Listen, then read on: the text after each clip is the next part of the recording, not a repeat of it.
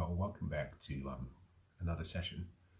Today, I am going to be speaking to the topic of the law of unexpected harvests. The law of unexpected harvests. And I guess the inspiration for today's session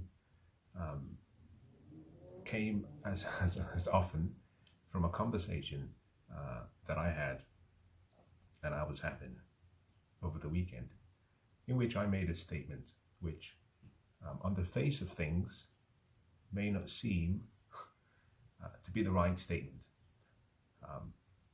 all things considered. Now, the statement I made was that no good deed goes unpunished. No good deed goes unpunished. The reason for that statement was I was, I guess, reminiscing and looking back on generally my experiences dealing with people on a day-to-day basis. And I recounted that there have been so many times when I have been confronted with the opportunity to do good.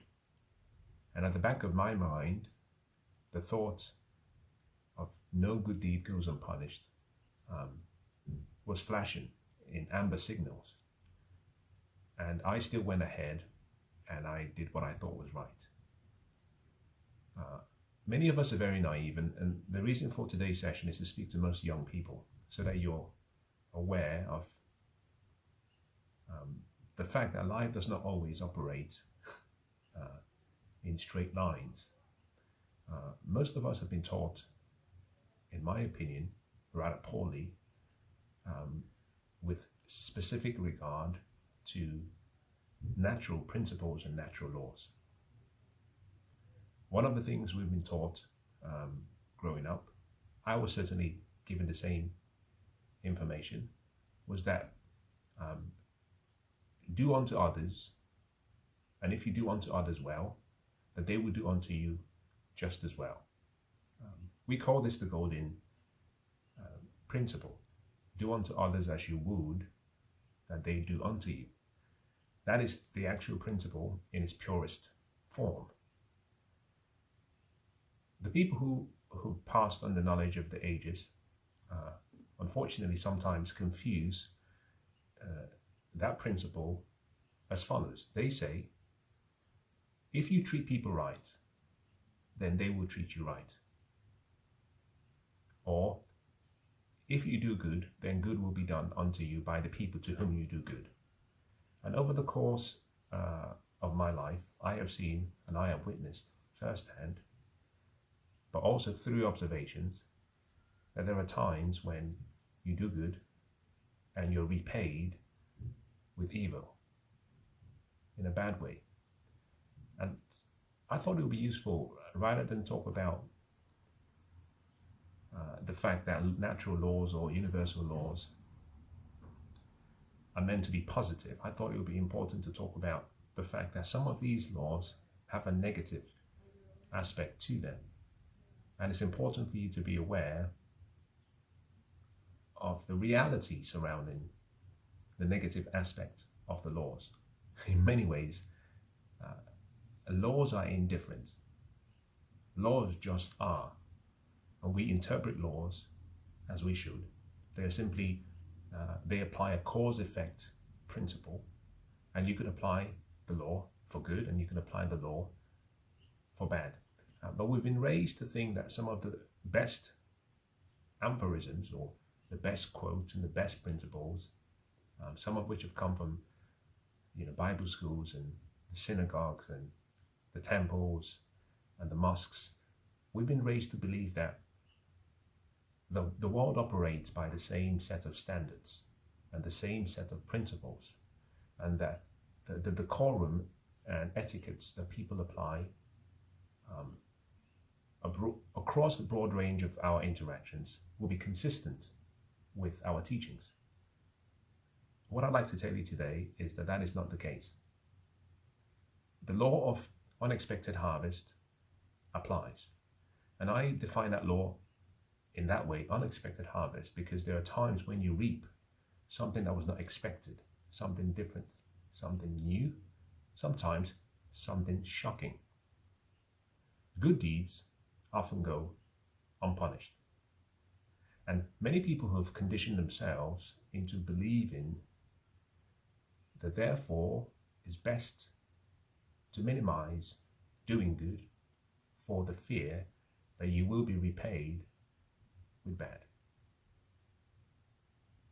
I disagree with that position, because I think that if and whenever it is within your ability to do good, that you should not withhold doing good.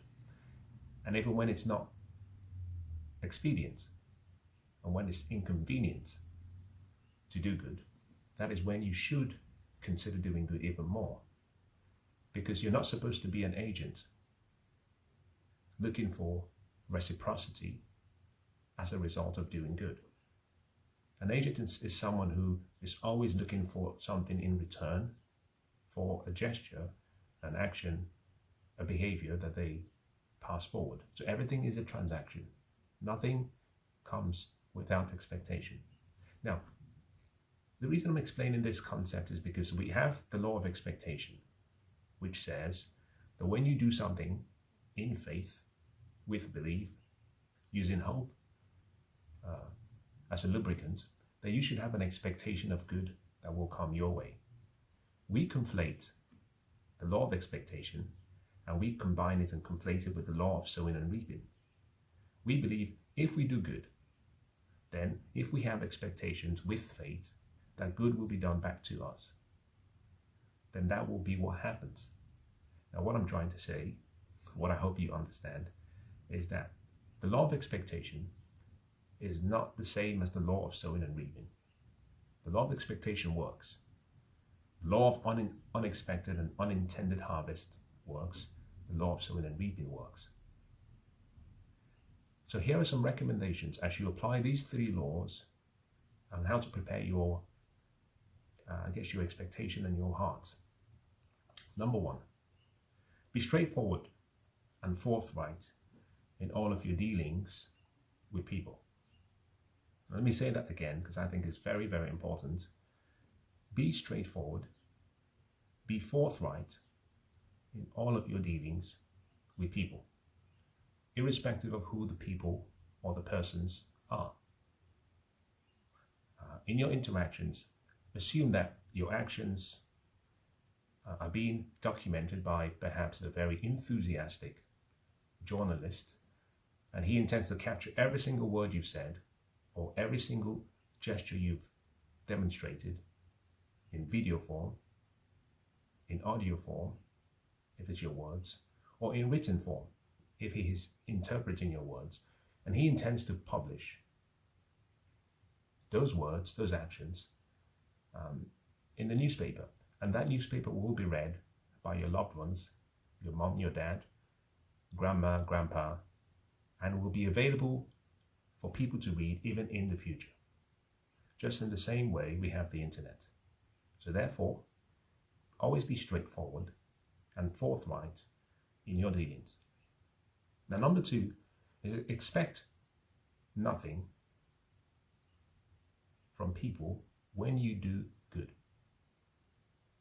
Expect nothing from people to whom you do good. If you expect something in return, that is a transaction. Generally speaking, I am of the view that you should seek to build relationships, not transactions. If I wanted one transaction from you, then it becomes a zero-sum game. If I'm looking for a relationship, it's a positive-sum game.